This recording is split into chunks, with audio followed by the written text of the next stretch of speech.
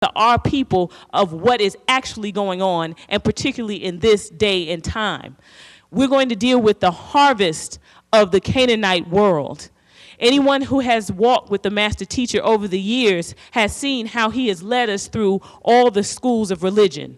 He came giving us what we want so we would learn to want what he had to give. So he walked us through the school of Islam. He walked us through the school of Judaism. He walked us through the school of Christism. And now in this day and time, we see how critical it is that he walked us through the monotheistic religions to the oasis of Wu Nuwap, our affirmation, our spiritual science, the truth that we know as ontologists about the nature and the mathematics of things. He's brought us to the truth. And in examining the monotheistic religions, we see not only do they keep and enforce the spell of mental bondage, of ignorance, of enslavement, but now we're seeing that dealing in the monotheistic religions and worshiping the gods of monotheism could cost you your life. Why? Because in having those 6 ether energies of those religions and feeding emotional energy to the deities of those religions, you are actually setting yourself up to be food for the gods, food for the extraterrestrial, bloodthirsty beings that lie behind the titles of the gods of all the monotheistic religions, behind Allah, behind Elo, behind Alihat, behind the Elohim, are actually these beings who are coming to harvest our planet for human flesh. So we're going to deal with this affirmation. It's very key. Even if you have been taught or heard of this affirmation before, we really have to keep it in the forefront of our minds. It's 2012. It's very key that we stay mindful of the day and time that we are in. It's very key we stay mindful of it, because without Pa-Munzal Nisdar, we will not have proper guidance to deal with the occurrences of this day and time. It's a life or death matter. We should free the master teacher first and foremost, because he has given his whole life in saving our people. And we owe him no less than to be for him and free him in this time.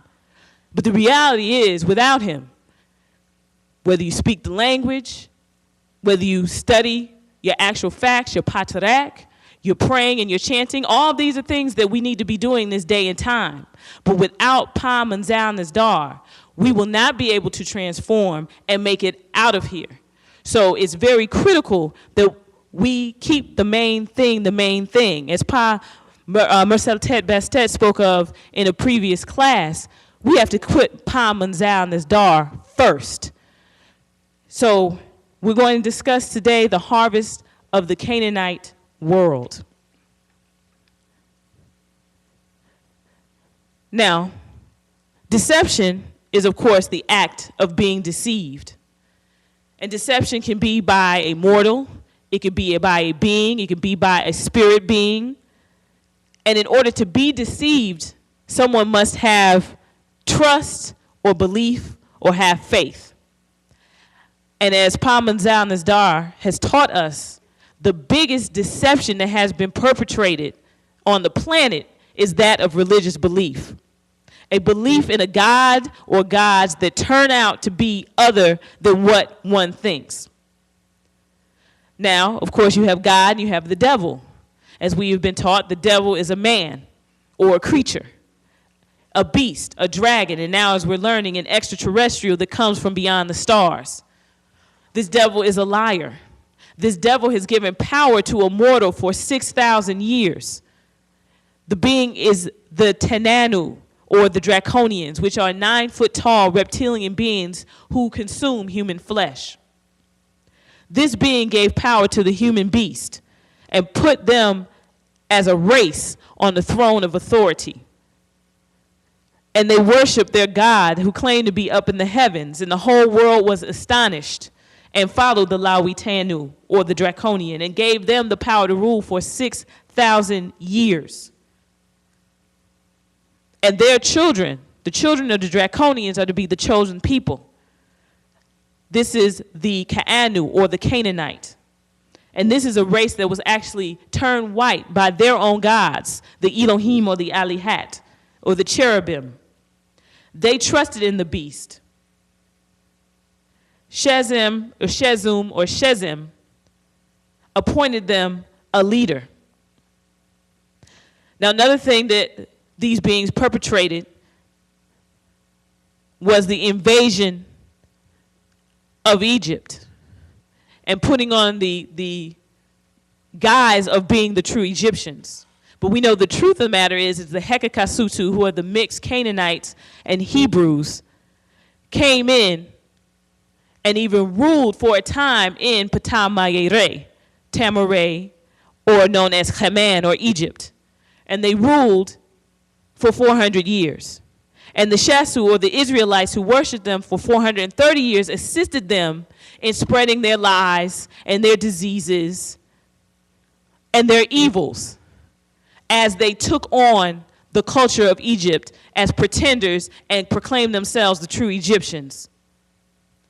They spread their lies, they spread their deceptions, they spread their religions, they spread their diseases, and they continually open their mouth with slander and lies. They are blasphemous, and they present themselves as the image of God. They continually put themselves in a place to show how great they are and present themselves as gods. And this even extends to the images that they put forth, always encouraging people to worship the image of the beast, enforcing his false authority by being the author of the cinemas, of the books, of the art. And one notable example is the Sistine Chapel. The Sistine Chapel has various scenes of Christian culture and Christian mythology on the ceiling. And one famous image is that of Adam, who's supposed to be the son of God, and God. Adam is lying unclothed, reaching his hand out to their depiction of God, both of which appear to be Caucasoid, where God is reaching back at Adam and they're almost touching fingers. And for some reason, God is nude or scantily clad with a bunch of nude beings around him. But if you look at the picture, what's notable is Adam has a navel.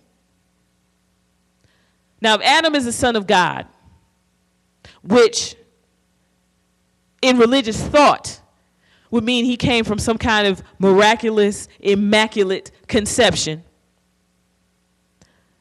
not that he was birthed of a woman, but he has a navel. So if he comes from this miraculous birth, why would he have a navel?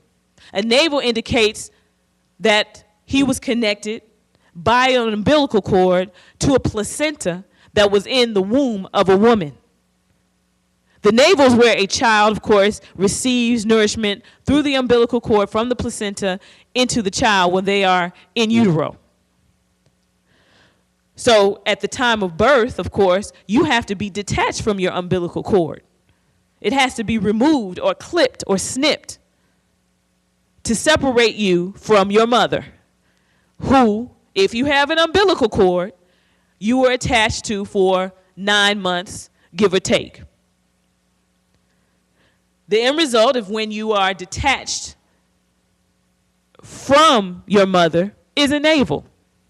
So Adam has a navel, which means Adam had a physical human mother.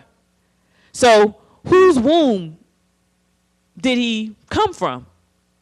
And if you notice, the angels, who are also in Christianity's mystical beings, who come from presumably an immaculate conception, in scenes in the Sistine Chapel, they have navels. So where did their navels come from? The point being, any being born of a womb of a female will have a navel. So if Adam was the son of God in the distorted spiritual sense that's put forth by Christism, why would he have a navel? And why would he have genitalia? Because he has genitalia on the picture. Wouldn't he, if he's some spiritual being that comes from God who is not of flesh, wouldn't he just be neutral gender? Wouldn't he be androgynous? And definitely he wouldn't have a navel. So that's just one of the ways they seek to deceive, but even contradict themselves as pushing themselves as the image of God. These same beings make wars in the name of their God, killing in the name of their God. But the real deal is they're offering sacrifices to their gods, sacrifices of blood and flesh to the great Draconian of the Draco star system and their gods known as the Anakim or Anunnaki. This is so critical to understand because this is really the real motivation behind religion. And every day we have millions of our people worldwide who, through their worship of gods, who they believe to be benevolent beings, but are actually these extraterrestrials, as we discussed previously in the information with hybrids. But these bloodthirsty extraterrestrials are behind the guises of all these names of the gods of monotheistic religion, and our people are feeding them. Our people in their energy are giving them energy. And if we do not get ourselves and our people away from these monotheistic religions, we are putting ourselves up as cattle for the slaughter. So people in Christianity prayed for their Savior to return. Anyone who grew up in the Christian church knows the highlight or the aim of every Christian is to be part of the rapture. But what they didn't know is the rapture did happen. And their anointed cherub did come. But when they came, it wasn't what they expected him to be. So the angels actually end up to be cherubs, Milkan, Molech, Kerabu, the disagreeable beings, not the seraph or the seraphim. They're Elohim, they're Elion, they're Al, the Elihat, the Ilah, El-Aliu, the Allah, the Rab, the Adonai, the El Shaddai, all the lords, all of these beings turn out to be flesh-eating beings. Flesh-eating beings that came from above down to this planet. Now, this came to pass because of a deal made extraterrestrially between the Pleiadians, the blonde-furred, clear-eyed beings, and the Draconians. These beings actually made a deal because the Draconians were seeking to eat the Pleiadians because they do like white meat. So the Pleiadians offered to harvest this planet for humans to feed them to save themselves. So they actually mixed their DNA, the Pleiadians, known as the Kamahu, mixed their DNA to breed a strain of man, a people, to get eaten instead of themselves. So it has to be made clear the reality of the rapture, which is known as the harvest. In 2000 AD, that was supposed to be their physical rapture, going on to 2003 AD, these beings came down and reaped the harvest, took back beings to their bloodthirsty gods. Now, this was actually portrayed in the film The Fourth Kind. It was a physical rapture, but it wasn't the rapture that you see in the Left Behind movies or all the Christian propaganda where you see people and there's a pile of jeans and sneakers and they're going to go up with their God. It's a little more gory than that. And you see it actually depicted in the movie The Fourth Kind. The movie is actually part movie, a reenactment of real events, and a part documentary where they have actual tapes of people who were witness to the harvest for the world, which was occurring in Nome, Alaska. And this happened between 2000 and 2003. Now, Alaska is a very isolated area, and they actually have 6 months of darkness. And you can see this depicted in a recent film called 30 Days of Darkness. The beings are the Igigi of the Anunnaki. Those are the cherubim. And they actually, the Anunnaki, bred with human beings. And they are the reason, these are the sons of Anu, the sons of Enki, the sons of Enlil. And they're actually responsible for why there are so many abductions. Some people have become food for the gods, and some people on this planet are actually children of these beings. Now, there's a section in the fourth kind where the being Nanar, or Sin, who's the son of Enlil and Ninlil, is speaking to the main character in the movie. The character's name is Dr. Abigail Tyler. And her daughter was taken from her by the Anunnaki. And she's verbally going back and forth with this being, who we know to be Nanar, or Sin, to return her. And Abigail Tyler has actually undergone hypnosis, and she's levitating, and something came through her. Nanar, the Anunnaki's being, says, I will enforce my will. And Abigail Tyler says, what is that? What do you mean? She's my baby. Give her back to me. And the Anunnaki's being, Nanar, Sin, says, not your child. Abigail Tyler says, oh, please, she is my child. Give her to me. Give her to me. Nanar, the Anunnaki's being, says, child, never return. I am truth. I am Savior. I am Father. I am God. Now, when you look at the story in the fourth kind, there were other beings or other people that witnessed this. Dr. Tyler's colleagues, even a sheriff that staked out her house and surrounded her house when they actually removed her daughter, the beings removed her daughter through the roof of the house. And everyone was doing their best to discourage her from what she was doing, because she was actually exposing what was happening without even realizing it. So the beings stepped in and they stopped her. And they made her husband stop first, and then they blinded her daughter. Then they abducted the mother and other doctors, and then they paralyzed her, and her daughter was never returned. The rapture that is actually spoken about in the churches is for their people, the Caucasus or the Caucasoids. Their gods have prepared them to be consumed. Just as a pig transformed from a black boar in the wild to a gray boar to a pink pig to a white pig, this pig was it transformed to the end point where it was actually eaten. And they actually used the pig also to transplant their body parts and for blood food for their gods. Humanoids were made white in the same way. Their children were made white in that same way in order for them to be consumed. You see this from all the examples of leprosy that occur in the Bible. It's actually making these white beings in order for the draconians to consume them. So just as the pig evolved to the white pig to be eaten, beings on this planet were turned white so that they could be consumed. Parmanzal Nasdar compares it to going to a grocery store, and you see there's different cuts of meat. You have prime cuts, as in primates, and then you have other cuts of meat. That is how these beings are looking at beings on the earth. Now, there's an order in existence called the Order of the Owl.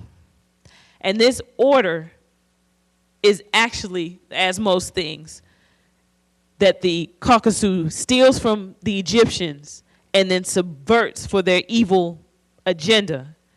The Order of the Owl actually has its origin in Egypt. There is a Safaf-un, or a hieroglyph that exists for the deity Shazmu. And this hieroglyph has an owl. Now, this Shazmu or Shezmu is the bloodthirsty deity of the wine press that's spoken of in Revelation 14:15 and Revelations 19. It speaks about, in this section, the wine press and the beings of the earth being ripe for the harvest. It speaks in Revelation 19:18 through 21, the returning King of Kings, the Lord of Lords, will actually eat human flesh. So again, it's critical for our brothers and sisters who are still in the monotheistic religions to understand, as frightening or as disheartening as it may be, the deities that the pastor, which sounds like pasture, is encouraging you and guiding you to worship, is actually guiding you to be food for the gods, adding you to the harvest for the world to be reaped. So the deity Shazmu is a being with dual personalities. He can either exhibit great cruelty or great favor. And this being became God Almighty, also known as El Shaddai or Ash-Shadid in the Muslims' Quran. In the Bible, in the book of Numbers 13:22, you will actually see the Anunnaki, but in that verse, the being is referred to as Anak. And that's actually the Anuni and the Anunnaki being referred to in the Bible. The Anunnaki are your cherubim in Genesis 6. You had two sets of beings, the Igigi and Lilites and the Dingir, the Inkyites, that came to earth and had children. One group had them in Genesis 6:2, and then you have another occurrence of the sons of God coming unto the daughters of men in Genesis 6:4. When you do look at Numbers 13, 22 through 33, it actually has the name Anak in verses 26 through 28. And in it, it's speaking of the land of Canaan flowing with milk and honey. And this Anak is their God. This is the God of the Israelites, the God of the land of Canaan. Now, when you look at verse 28 of Numbers 13, you see children of Anak. And you have verse 29 as well. Now, you can get a list of people when you look at Strong's number 6,003. You'll have Amalekites, Hittites, Jebusites, and it's Amalekites with a Q, Amalekites with a K, Jebusites and Amorites. And again, what they do in translations, they change letters and change meanings to confuse the reader so they don't know who they're looking at or what being is being spoken about. These beings, the Anak, are those who dwell in the mountains. The Ka'anu referred to them as the giants, the Nephilim, the fallen ones, the fallen angels, the Gigi, the 200 of the 300 fallen angels. And in Genesis 6:4 and verse 32 of Numbers 13, these beings do what? They eateth up the inhabitants. So this is why in the cinema, The Fourth Kind, the people saw no hope because they were unable to really grasp the fact that they saw people being used for food by these bloodthirsty beings.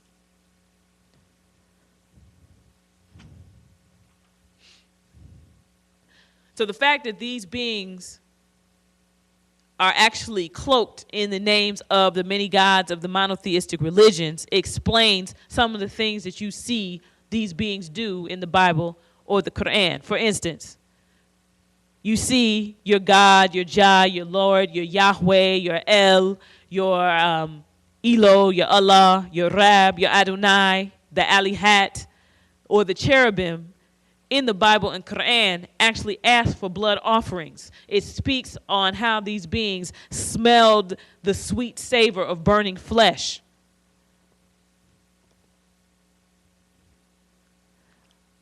On the Larry King show, there was an appearance by Stephen Hawking, who they consider among the Kakasu as one of their most intelligent. And he warned that people don't want to really meet extraterrestrials. He compared meeting extraterrestrials to the Native Americans encountering the European invaders. He said, if aliens ever visit us, I think the outcome would be much as when Christopher Columbus first landed in America, which didn't turn out very well for the Native Americans.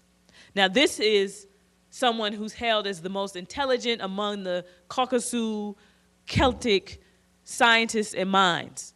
And the reason that he knows this is, as a member of the Order of the Owl, He knows what's really going on. He knows that man is food for the gods.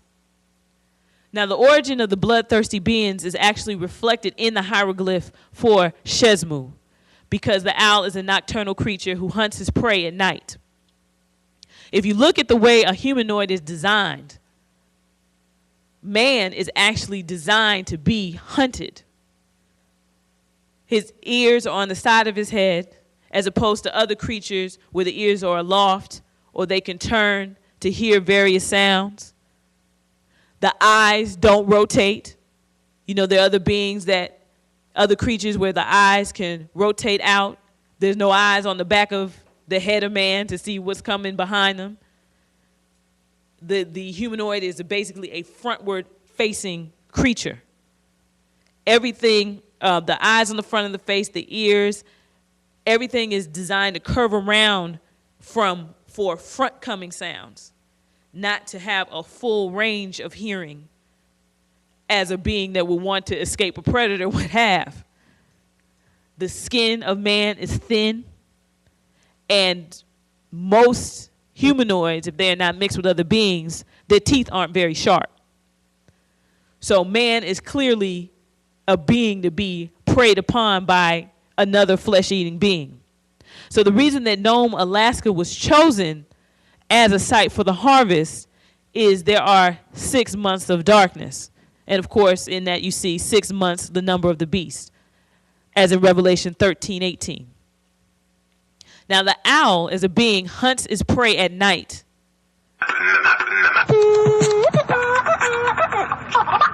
Check this out.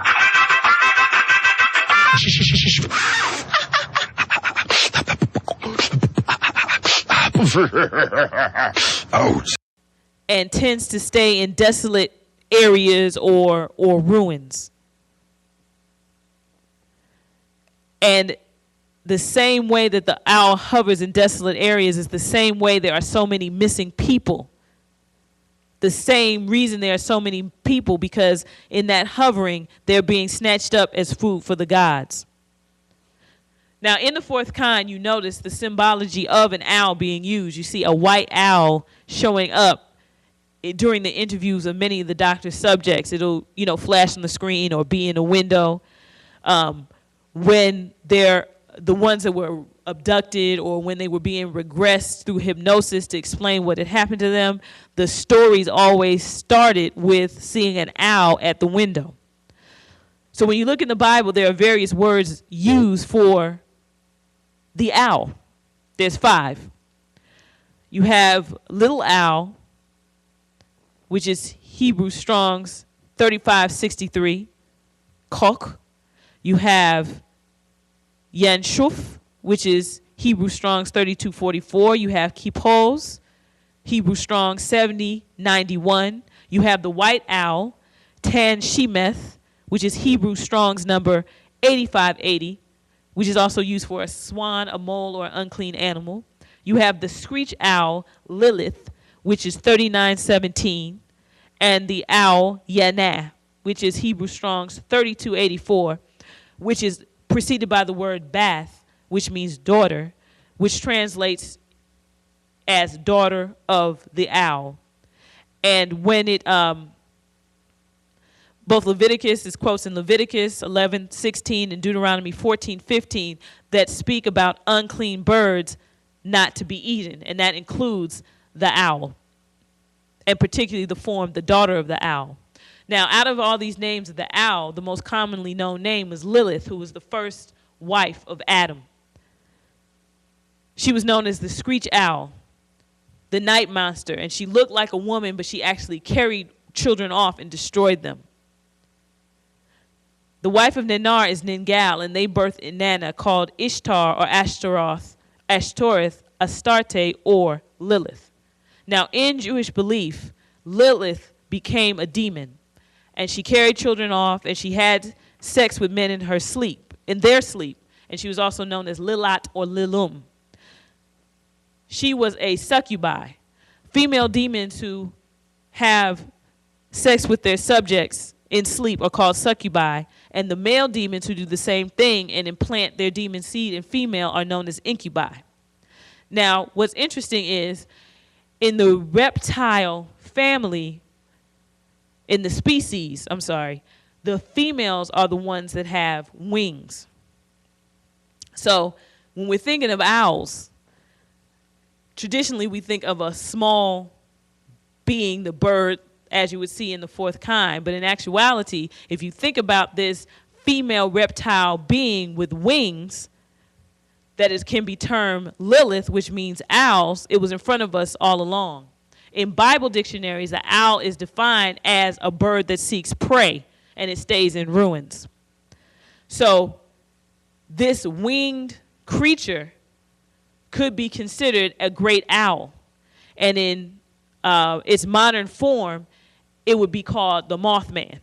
And you can look up the image of the Mothman with the wing flaps under his arms. And that would actually be the great owl. Now, the word for owl in Nuwapuyi, our language, is Bawam. And those who are higher up know why the owl actually appears on the dollar bill. Now, in our culture, the owl, the Egyptian hieroglyph for owl, represents the letter M, and is also used as EM, M meaning of, who is of it.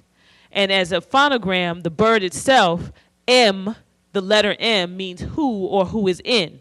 So when we're seeing the owl, which stands for the letter M, it's speaking of who is in, meaning who is in the secret brotherhood, such as the Bohemians or the Skull and Bones. Now, in dealing with the Order of the Skull and Bones, of course, two of the most famous members would be former President George Bush, and as well as his son, George Bush, George W., as opposed to George Herbert Walker, who was the father, and the son, George W. When you look at the word Bush, translated in Hebrew, under Strong's number 0954, it actually translates as the disappointers. So, this is why they have the Order of the Owl, to work along with the Draconians, the Lawi Tenanu, because these are actually their fathers. The members of these orders are descendants of the Draconians, the reptilians. As their offspring, their father is the Lawi Tenanu, and they are the Tanim Cheyu. There are three groups that we're dealing with: the Tainem, who are the reptilians, the Greys, and the humanoids. So the Pleiadians made a deal with the Draconians to supply them with human blood and human flesh as food, so that the reptilians would not continue to eat the Pleiadians. And they used Greys to harvest the earth. Again, these beings, of course, preferred the white meat, and the Kamahu, or the Pleiadians, are the white-furred, white-eyed beings that bred the blonde-furred, blue-eyed offspring race. And these are the beings that the Tenanu Draconians like to eat. So the Pleiadians had this plan to breed these people with their own DNA to be cattle or food for the gods, called Lulu Amilu, or sheep and goats. The covenant with the agreement, the covenant or the agreement has been in place with the Hebrews since before the time of Hitler, who made his own covenant deal with another group of extraterrestrials from Aldebaran, and his deal with the beings of the Aldebaran star system and Arcturus. And of course, there's been fighting between their gods and humans. So remember, there was also a supreme being, the Aryan race, that he propagated. And actually, the real motivation was the covenant that he made with these extraterrestrial beings. So the Kamahu, or the Pleiadians, actually used the Torah, the laws of the Torah, to control the cattle, to control the sheep and the goats, to control their children, the cattle, the Celtic. And all these beings are actually being led like sheep to the slaughter for their bloodthirsty gods, known as the Lulu Amalu, or the workers. the sheep and the goat. The sheep being the easy ones who are compliant, and the goat being the difficult ones who are not compliant. There are other deals also made for prime meat. For instance, soldiers. Soldiers are in the best shape. They're lean. They're fit. If they're physically fit, they're usually healthy. They're in the best shape. So you have to ask yourself, why is it that so many soldiers end up missing in action? Some of them are actually missing, but some of them are really food for the gods. Because in a wartime situation, it's very easy for these beings to come down and pluck them and take them back to offer back as food for the gods.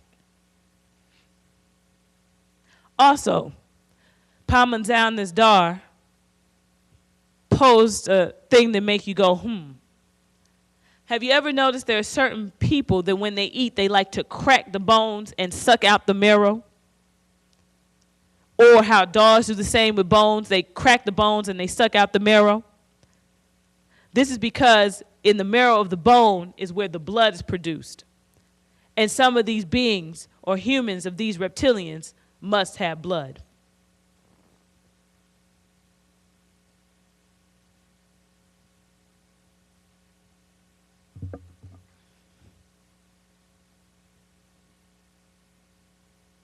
So it all goes back to these bloodlusting beings.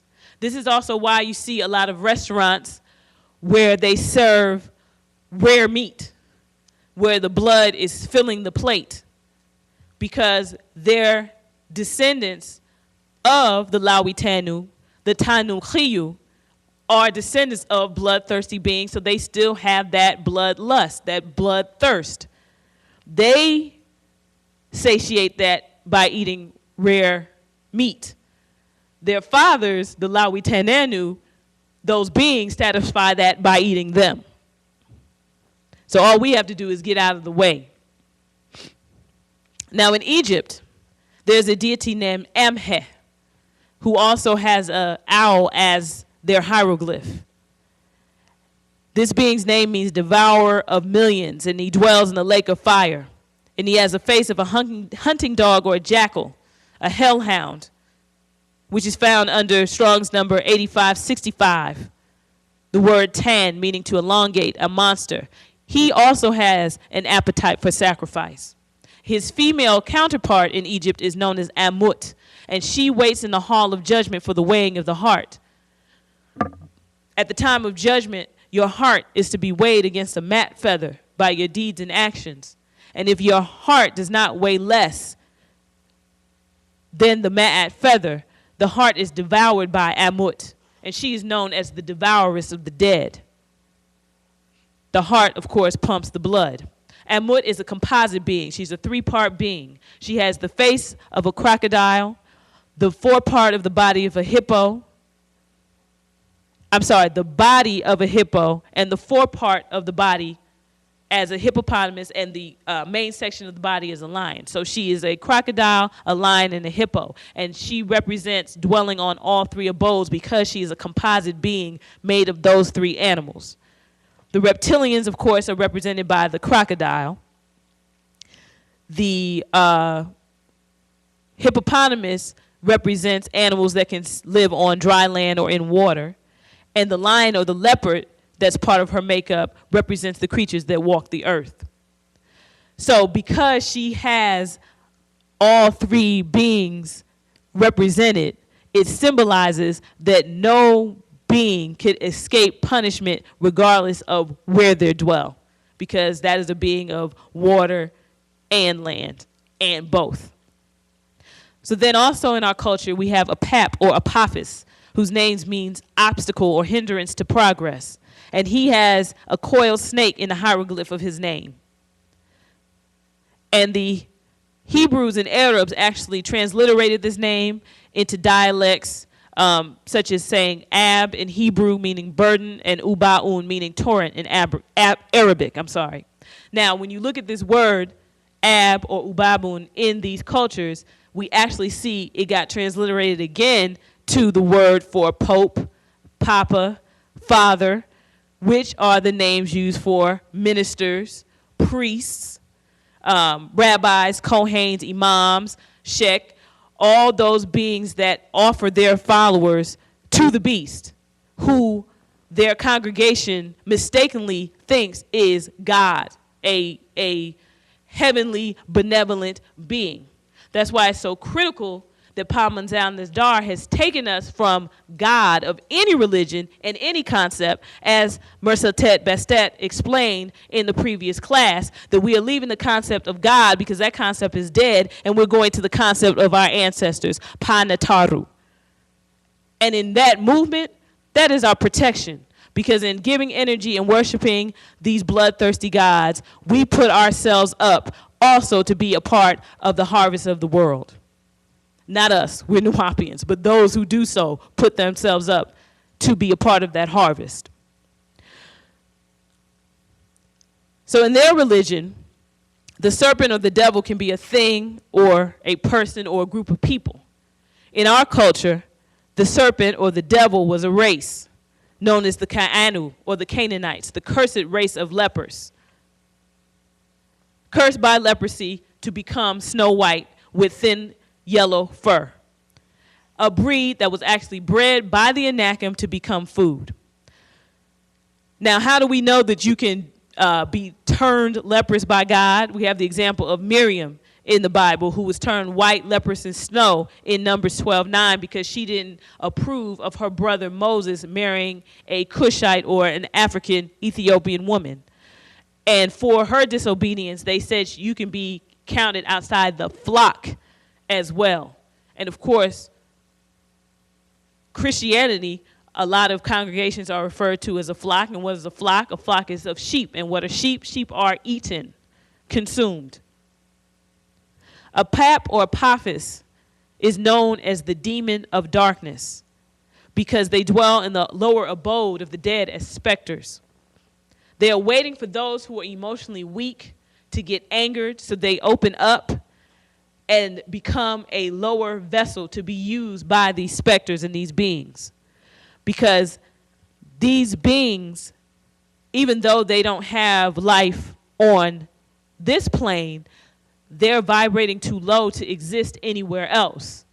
So in order to exist, they need to jump into another being in order to experience life or experience the world, even if it's for a short time, because they won't be able to feel life anywhere else.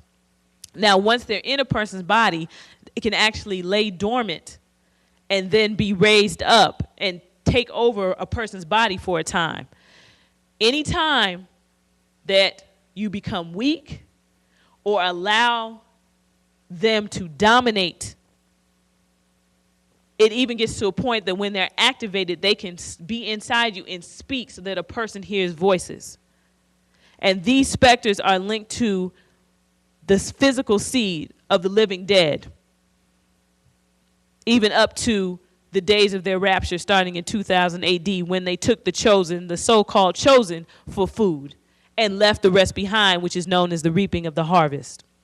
The harvest of the Habiru, the Hebrew people, for their gods, the Elohim or the Ananakim to eat, known in the Christian world as the harvest for the world. Most Caucasus don't even know that they were or are the harvest for the world, that they are food for their gods, the Anunnaki or the Anakim. But you can read about it in Revelation 14, and Revelation 19, and Joel 3. You even read about vats of people who are the harvest in the Bible. If you look in Matthew 9:35 through 38 and Luke 10:2. Now, it's indicated in the Bible which race is to be the harvest. It says that they want white meat to eat. In John 4:32 through 35, it speaks of lifting your eyes and looking on the fields, for they are white already for the harvest. So it says, yes, they want white meat to eat. And it even speaks of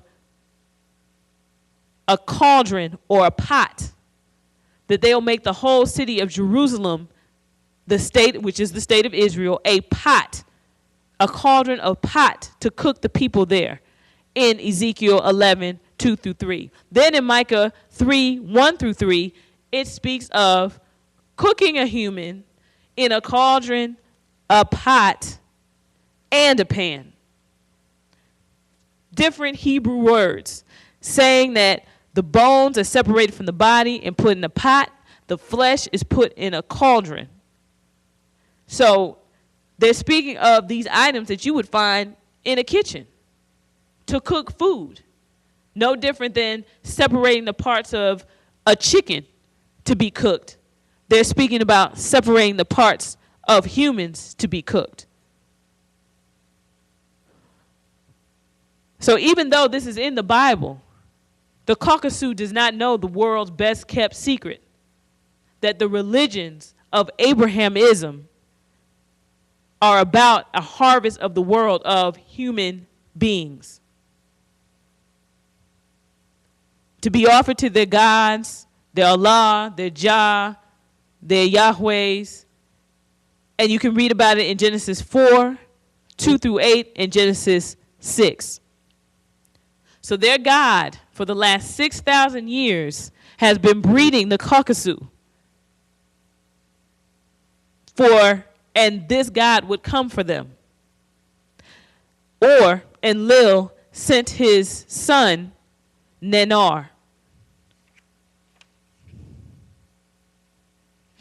from time to time to reap thousands of them at a time, boiling them in vats and drinking their bodily fluids and even eating their flesh. This is real. This is the day and time that we're in.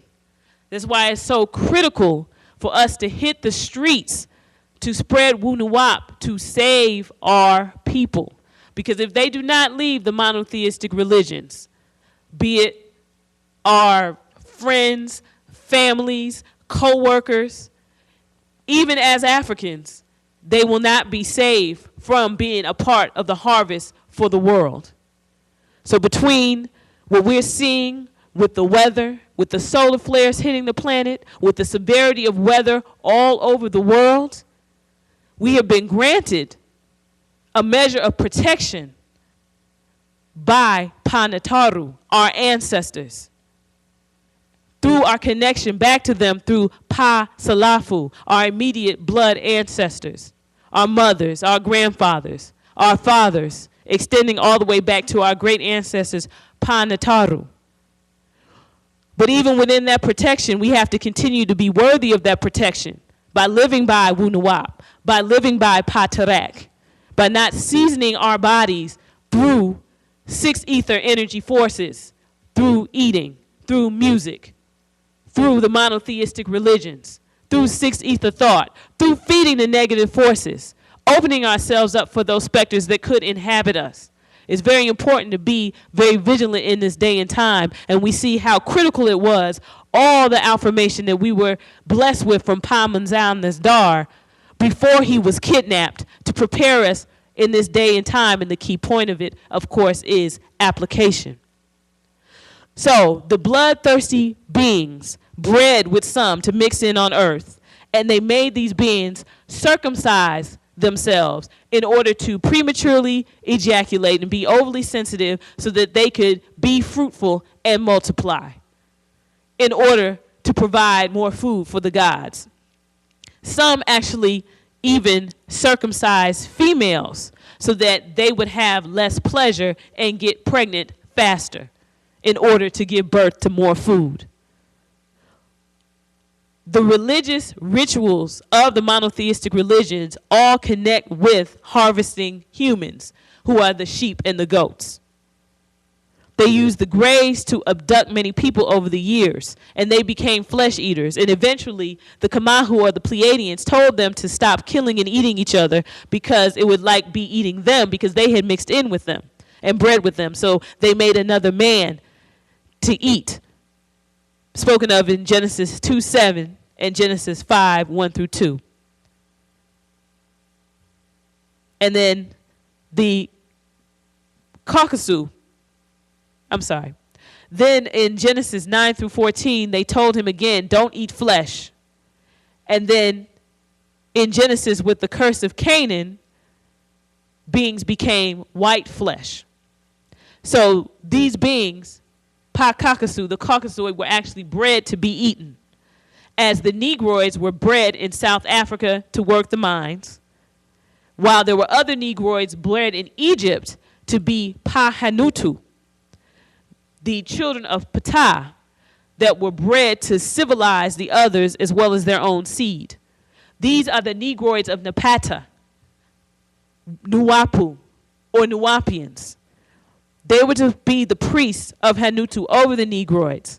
And now that the 6,000 years has ended from 4,000 BCE to 1 BC to AD, on to 2,000 years, 4,000 plus 2,000 equals 6,000 years, and the harvest is ripe, and the Anunnaki returned and took the last of the harvest prepared by their Jesus 2,000 years previously. The ones that you see now are left behind, and they're going to be reaped until they fade away. So because the Kamahu, or the Pleiadians, did not meet their quota of food to the Draconians, there will be 300,000 people taken every day. Let me repeat it. 300,000 people per day taken to be food for the gods because they did not meet their quota. This is from now until 2013. So the 6,000 years ended in 2000 AD. And they actually came in 1999 AD in July, but they were denied a 52-year extension of time. Pamanzal Nasdar, Amun Nababre Ahpata Zetwi, Hu Kawan Harar, taught us that the Anunnaki returned in 2000 AD. And people said he was wrong because it didn't happen publicly. But as Pa Nataru would have it, divine confirmation came because, as he says, as I know, I know you know, I was right. And they tried to cover it up until the fourth kind came out, and then they couldn't cover it up anymore. It revealed that, in fact, they did return in 2000 AD for their rapture. That was the harvesting of the Canaanites by their own gods, not our ancestors. Their gods, not our ancestors, Pa-Nataru. They came and they took many of them between 2000 and 2003 AD. And when the vortex opened again after 10 years, there was a blackout to hide the crafts from 1993 AD. Now you had the Father Bush ending within this period, and the Son Bush coming in at 2001 AD, which took us from the big dragon to the little dragon. Now, these beings bred, as in bread, B-R-E-A-D, which you eat, for 6,000 years, from 4,000 BCE down to BC 1 AD, up to 2000 AD, and that was 6,000 years, which their Bible calls flesh. And in the city Bethlehem, you see the words bath, house, lehem, meat or bread, or house of bread and meat. So the new Yeshua, Isis, or Jesus, or Isa, that Paul introduced 2,000 years ago was actually a symbol of change from offering their gods animal offerings and sacrifices with animals killed and offered to their gods, even giving details in Leviticus on how to prepare their flesh. The gods accepted the offerings for 4,000 years, and then Paul offered a false Jesus, or an anointed Messiah, who offered humans again as blood offerings, saying, trust in the blood, in Matthew 24. This Jesus was a Nazarite. Now, the Nazarites were not black, as is commonly thought, such as among Rastafarianism, that Nazarites were black. They were not. When you look at the Strong's Concordance of the word, or the quote in Lamentations, it says, her Nazarites were purer than snow. They were whiter than milk. They were more ruddy in body than rubies.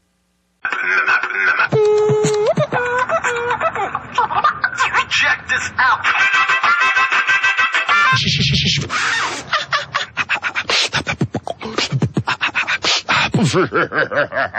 Ouch. So this is why Pa Manzal Nizdar Amun Nababre Achpata Zetwi Hu Kawan Harar has stressed to us to give them back their stuff. Many, many years ago, prior to his kidnapping, he spoke in class about returning their frozen food, their pornography, their line dancing, everything about them. And now as we move forward in time, it's so many things that have come to pass that we understand how important what Pa Manzal Nizdar was teaching us at a period of time, how important it bared out to be as time moved forward. For instance, we've always been taught the importance of knowing the genetics of your mate before procreating, knowing if he has any history of mental illness in his family, all his genetic makeup. We learned that in many years ago, and then at that time, the Family Guide. Then coming up in time when we received the genetic KISS doctrine, and it informed us how important and critical that genetic investigation was. Now, as a people, throughout the time of Pa Manzal Nizdar teaching us, he's always given us our own language, our own land before it was illegally stolen from us, our own culture, our own form of dress, our own music, our own traditions, our own activities for our children, our own family festivals and days. All those things were given to us so we could give them back their stuff, because we had our own stuff and we didn't need it anymore. So now in this day and time, this is why he stressed giving everything back to them: their dress, their talk, their walk, their drugs, their food, their image, their vices, their addiction, their six ether thought and six ether ways. Because if we do not, as African people, give them their stuff back, we will be counted among them and become food for the gods, part of the harvest of the world. It is beyond time to separate the sheep and the goat. We are way past that time. We are not the same genetically as them. We are on a totally different vibration than them. If our psychic defense is not strong enough, we will lose our vibration as Africans, as Nuapu, and become just like them. You begin to lose your sense of rhythm and tone. You begin to walk like them and talk like them and smell like them and act like them. And in that, your soul becomes lost. So then when our family, our elders come to look for their children to take us, they're not going to see you because you've lost your vibration as one of their children. You have tuned in or turned into another station and lost your vibration. And now you're off your station and picking up static. And you can't be tuned into to be rescued. You have to be on, we have to be on the right station for our ancestors, Pasalafu, and our overseers, Panataru, which is critical in this day and time when they are coming for us. Now, as for the Caucasus, the Caucasians, with the coming rapture, they don't really even know what to do. Most of them don't even know what's going on. They are basically demons following their devil. They only follow what they're taught. They follow what the media tells them is true. They follow what the preachers tells them is true. They follow what the preacher says is in their Bible or Quran without even reading it. They're just lemmings. So even they don't know what's going on. And they're going to be led like sheep to the slaughter as well.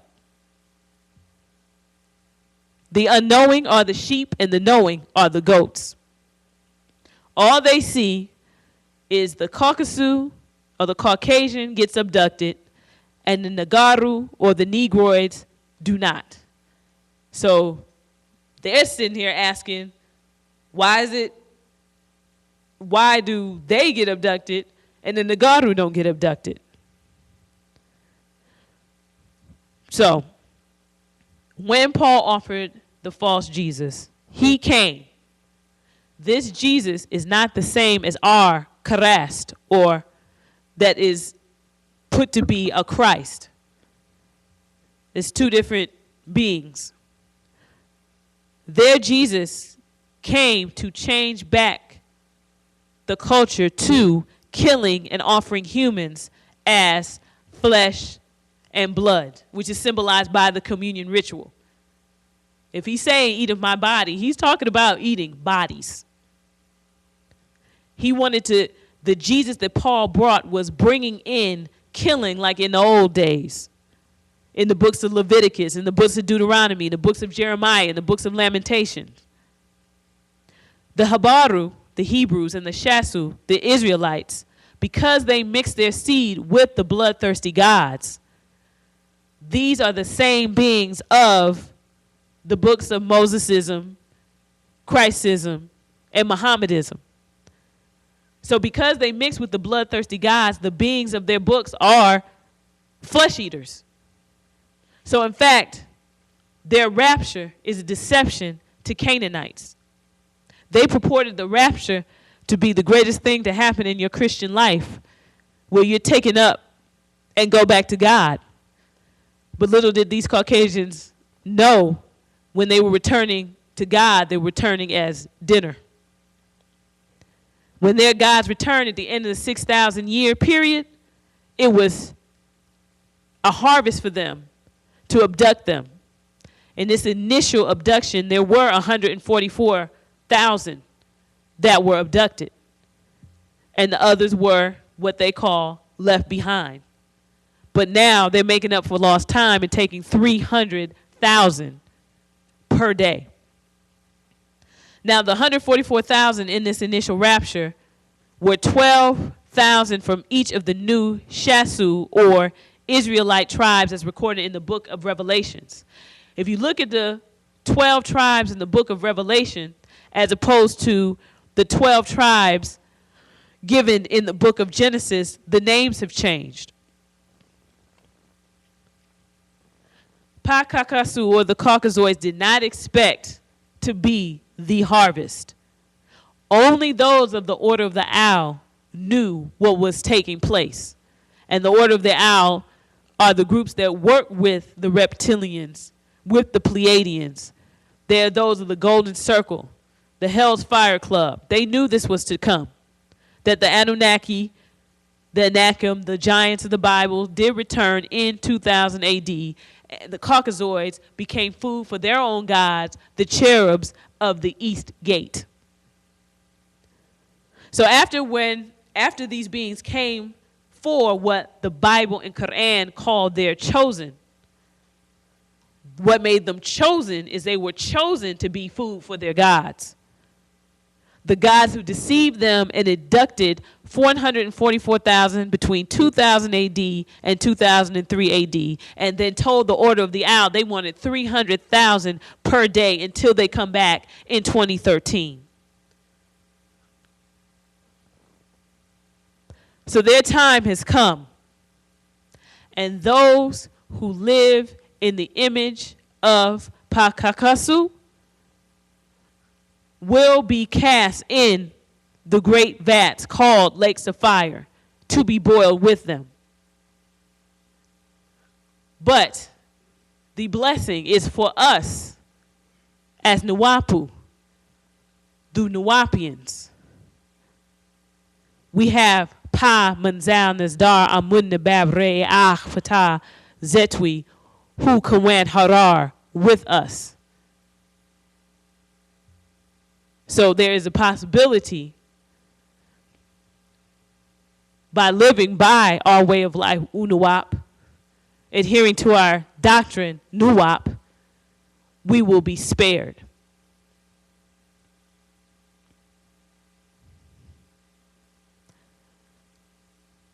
So with that, it would be best, of course, to return to what was discussed in a previous class about us as Negroids, Africans, Nuwapians, how critical it is for us to get it together. Do we have to do to live in love and unity in order to free Pamanzal Nezdar? Because he is the only way, the way, in providing us the way to know what is going on in this day and time and allow us to be in the right place and the right time when all of these different occurrences take place. We have the harvest for the world. We have nature cleansing itself of the planet, of hybrid beings.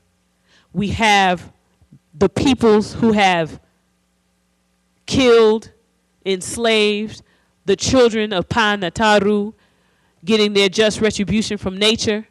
All these things are happening in the planet at the same time. And with us, we provide a protection. We provide a protection that once lifted, the wrath of nature will come down where it needs to come down. But we need to be in the right place, in the right time with our master teacher. So we would encourage everyone, of course, to stay with prayer at our hours of power of 9, 3, and 9. Continue to chant. Continue to read and watch Patarak, brought to us by the Supreme Grand Council of 24 Elders. Continue to master our language and our tones by studying Nuwapuyi, and live in love and unity, always placing Pamanzal Nezdar first and foremost. So with that, we would like to thank everyone for tuning in to New Outformation class. We would ask that, of course, you tune in to our next class. And again, Pamanzal Nezdar, Amun Nababre Akhpatazetwi, Hu Kawan Harar. He is free. Wadu.